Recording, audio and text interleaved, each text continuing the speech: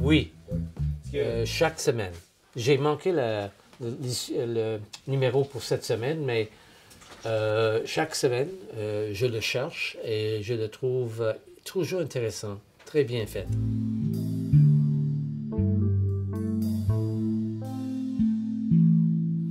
Pas vraiment, pas vraiment. Ce n'est pas à moi, mais je pense que vous avez toujours des commentaires, des analyses, des nouvelles intéressantes. Votre couverture des sports est excellente. Et vos opinions sont stimulantes, provocantes. Des fois, je suis d'accord, des fois, non, mais pas grave. La chose la plus importante, c'est d'avoir la voix des étudiants et étudiantes exprimée fermement. Et non, je pense que c'est excellent comme journal étudiant.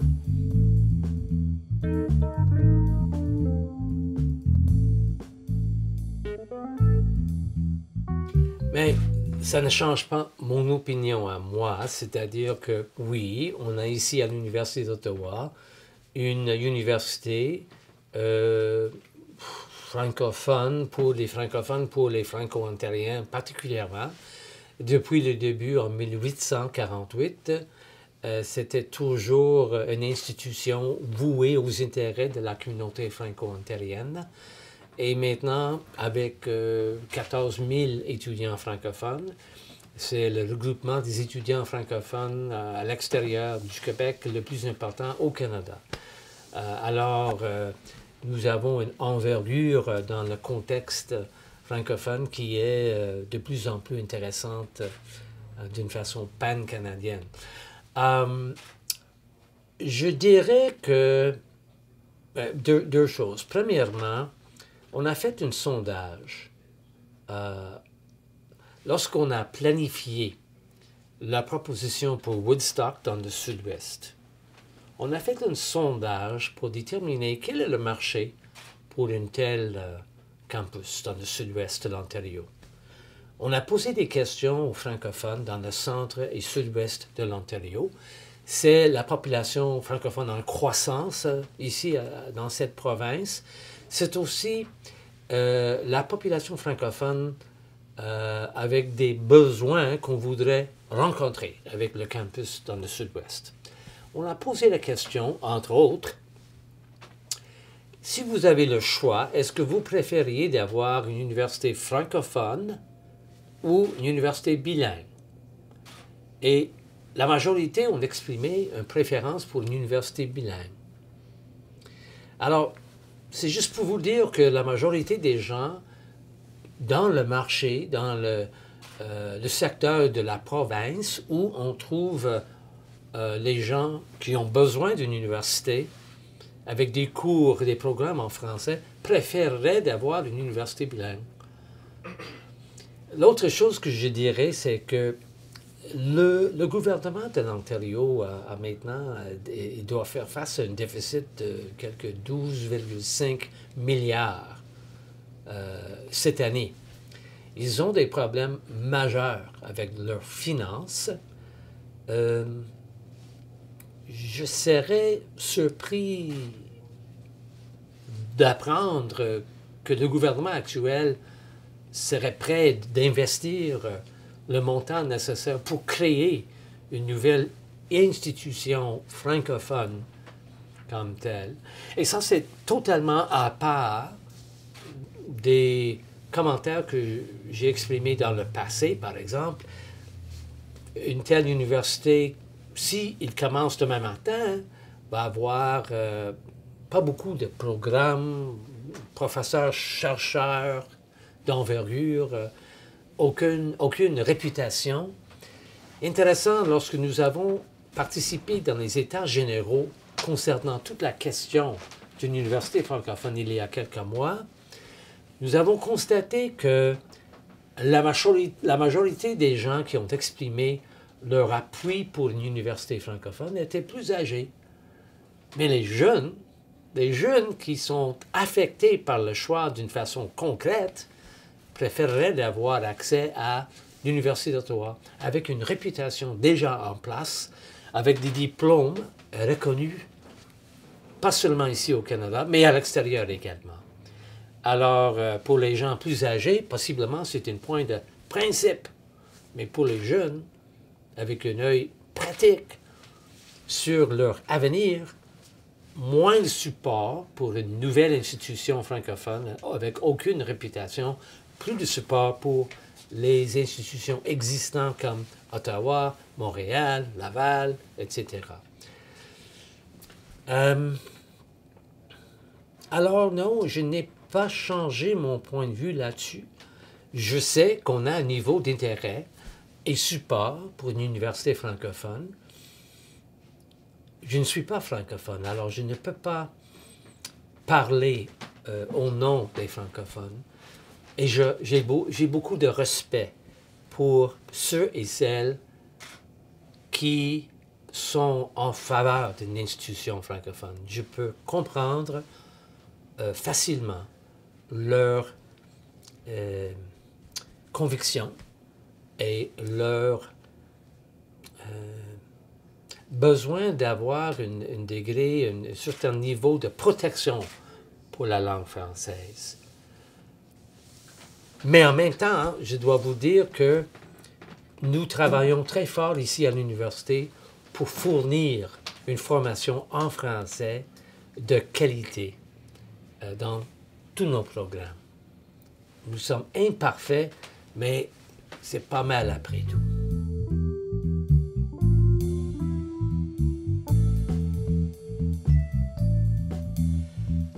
Le cible exprimé dans le plan stratégique, c'est 33 %, c'est-à-dire d'avoir au moins un tiers de la population étudiante francophone.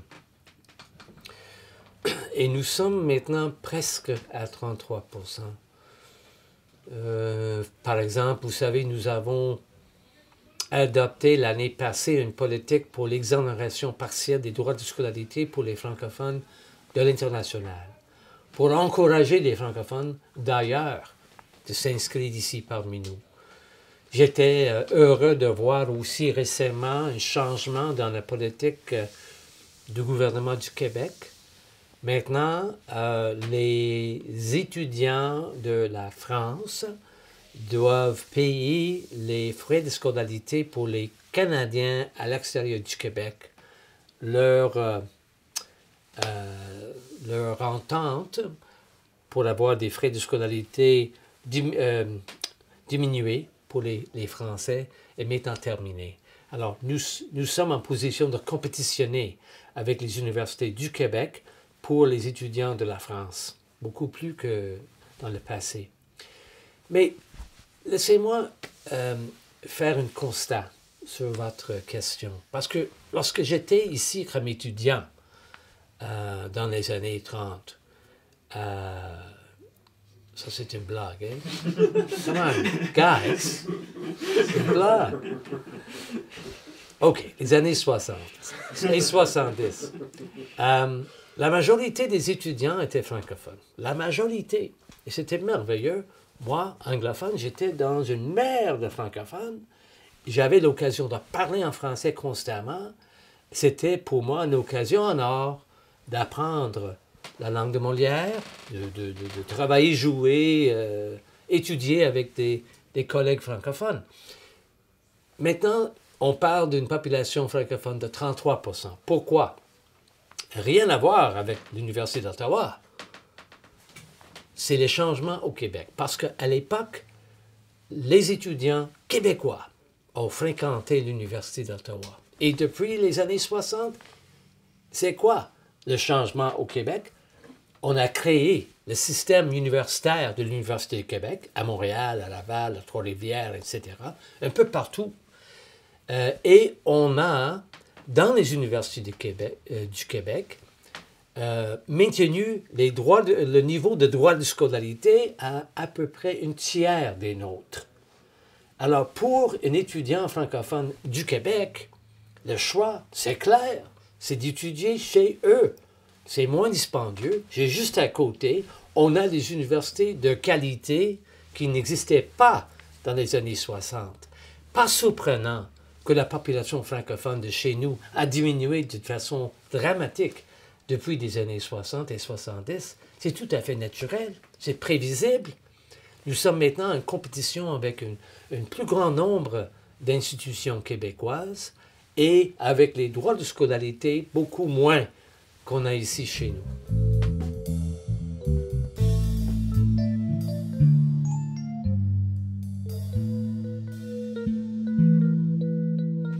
Nous reconnaissons certainement le besoin de logement pour nos étudiants.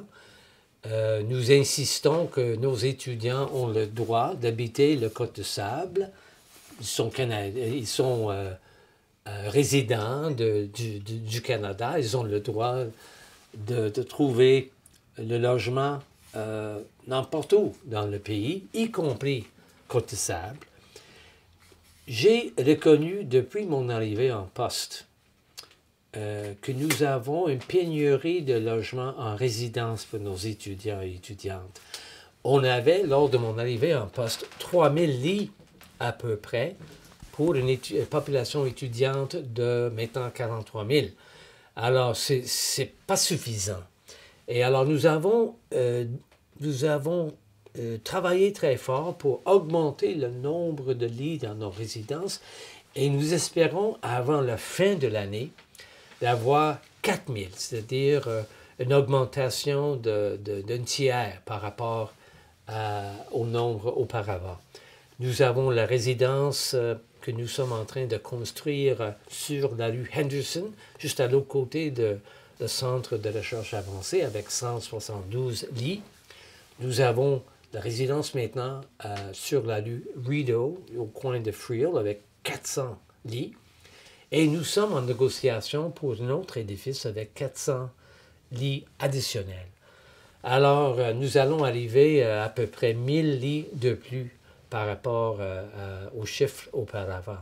C'est encore pas suffisant et on va continuer de travailler pour mettre en place les options pour nos étudiants qui cherchent le logement.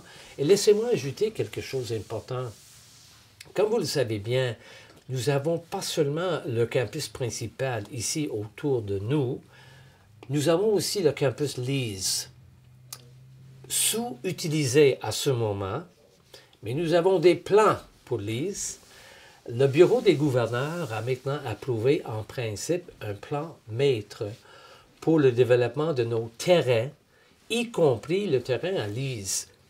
Et là, on va avoir un arrêt dans le train léger qui va ouvrir formellement en 2018.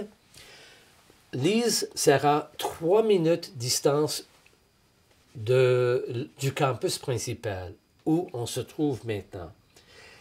Nous avons en tête de développer l'idée d'avoir des résidences à Lees ou juste à côté. C'est-à-dire, on peut prendre le train léger à Lees pour arriver sur le campus principal en 3 minutes. Ça va libérer Lees comme potentiel pour les résidences. Ils seront juste à côté, moins dispendieux. On peut construire des édifices avec aucune restriction sur la hauteur. Et ça va être une option intéressante pour l'université durant les années qui viennent. Alors ça, c'est une autre approche potentielle. Est-ce qu'on a un time frame par rapport à ce projet-là de résidence dans le campus Lees? Nous n'avons pas un time frame fixe ou fixé, mais au cours des 5-7 ans à venir, parce que le train léger sera en place, en opération, en 2018. Le plan maître sera adopté, nous espérons, en septembre par le bureau. Et on va commencer de planifier les étapes du développement de nos terrains, y compris Lees.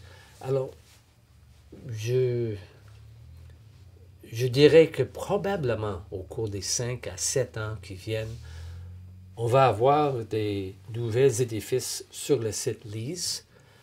premièrement pour sciences de la santé, c'est déjà décidé, possiblement des autres facultés qui peuvent déménager pour libérer plus d'espace ici pour, par exemple, sciences, qui a besoin de plus d'espace, pour les labos, etc. Alors, tout ça est très intéressant, mais nous avons des options intéressantes pour, entre autres choses, les résidences.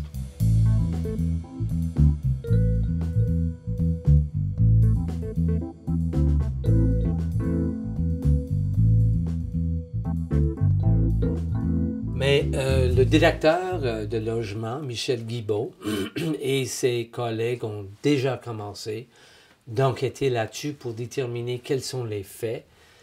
Naturellement, la préoccupation numéro 1, c'est d'assurer la sécurité des étudiants et étudiantes dans les résidences.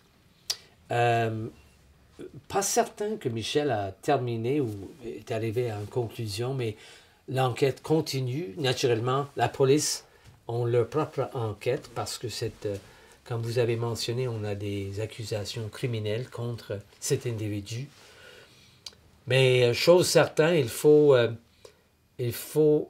faire tout ce qu'on peut faire pour assurer la sécurité de nos résidences et nous allons continuer dans ce sens-là.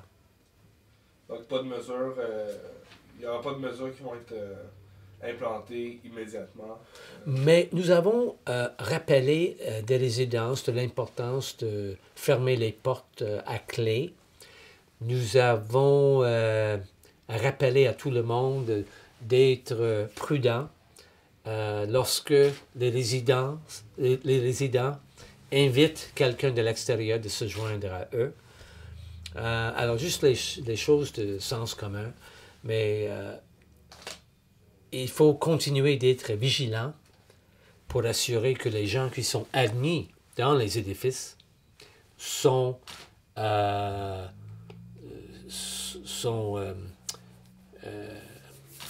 introduits par les résidences en pleine conscience de leurs responsabilités envers leurs voisins. Est-ce que vous considérez que la sécurité en ce moment dans les résidences est adéquate?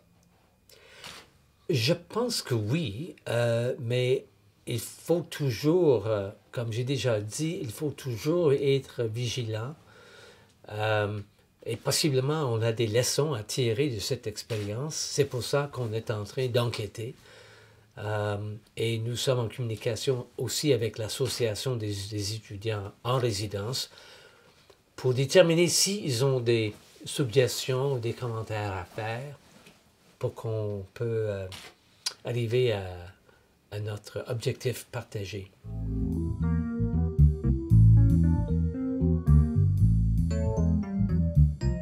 Une des leçons multiples que j'ai apprises de mon ancien patron Jean Chrétien, c'est de ne pas répondre aux questions hypothétiques. Alors, il a toujours dit « Ah, c'est une hypothèse, je ne vais pas répondre. » Mais laissez-moi répondre en disant que, premièrement, nous sommes en train, nous, l'université, par l'entremise de le bureau des gouverneurs et ses comités concernant des finances, concernant les investissements, sont en train de préparer une politique sur les investissements responsables. Quels sont les principes pour guider ou gouverner les investissements faits par l'institution? Tout ça est pour discussion maintenant et nous espérons que le bureau va adopter une politique formelle au cours des mois qui viennent. En ce faisant, le bureau et ses comités doivent considérer la question des investissements soulevés par certains et ils sont prêts à le considérer. En fait, je pense que cette semaine même, le comité des finances et le comité des investissements pour le régime de retraite vont recevoir des représentants du mouvement pour des investissements dans les compagnies de pétrole qui vont présenter leur point de vue et expliquer pourquoi c'est important de désinvestir. Alors, ils vont entendre ces soumissions, ils vont considérer cette option et éventuellement, ils vont produire une politique. je pense que c'est important et je suis certain que le comité et le bureau sera certain de distinguer entre deux fonds. Les fonds pour les investissements, pour les pensions, parce que ce n'est pas notre argent, c'est l'argent des gens qui ont contribué chaque mois de leur paye à leur régime de retraite. Difficile de dire que nous avons le droit de décider comment investir l'argent de quelqu'un d'autre. Mais nous avons aussi le fonds de dotation. Ça, c'est l'argent de l'université contribué par les donateurs. Alors, possiblement, on a une approche assez différente par rapport au fonds de l'université et par rapport au fonds des individus qui ont contribué à leur régime de retraite. On verra.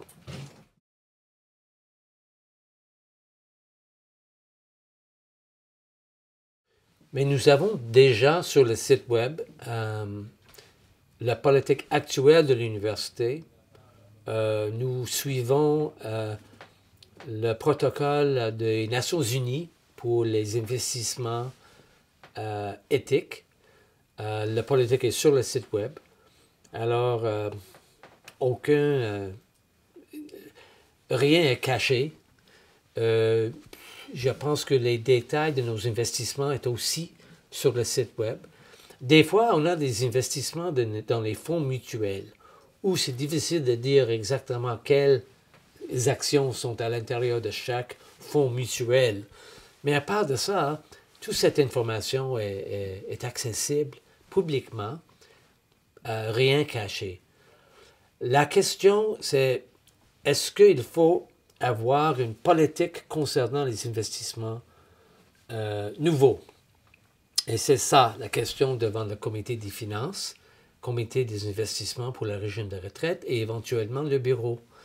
Et on va avoir une discussion ouverte, publique, avec la participation des étudiants membres du bureau. Et on va prendre en considération certainement les points de vue divers exprimés par les gens dans la communauté.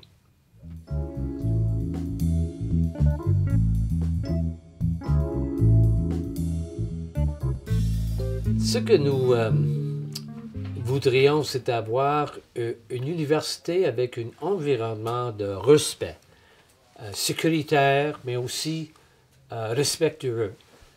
Alors, ce que nous avons comme objectif, c'est de mettre en place des changements recommandés par le groupe de travail pour qu'on puisse avoir un climat de respect, égalité et une communauté où la violence sexuelle est rejetée carrément et complètement. Est-ce que c'est idéal? Et étant donné la condition humaine, difficile d'avoir le parfait. Mais nous allons essayer. Nous ferons notre mieux pour y arriver. Et certainement, nous allons exprimer et mettre en place les politiques et les idéaux dans lesquels nous croyons. J'ai annoncé le 29 janvier que l'université adopte et va implanter toutes les recommandations du groupe de travail parce que nous croyons qu'ils sont responsables, pertinents et ils vont améliorer le climat ici à l'université. Et mettre en place des sanctions pour les gens qui ne respectent pas les standards que nous allons adopter. Alors, ce sont nos objectifs.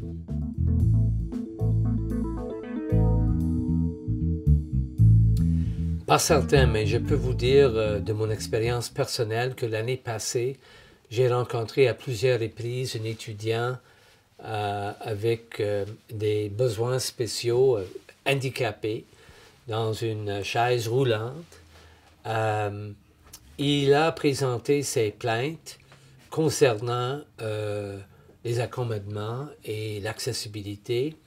J'ai travaillé étroitement avec lui et avec Murray Sang, de notre SAS, Service aux étudiants.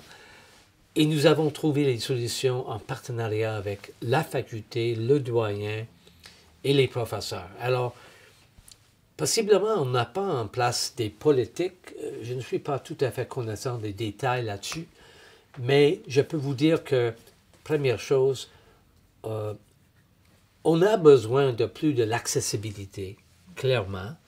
Nous avons des responsabilités établies maintenant par le projet de loi adopté par Queen's Park, le gouvernement, et nous avons l'échéancier pour mettre en place l'accessibilité partout sur le campus. On travaille pour y arriver.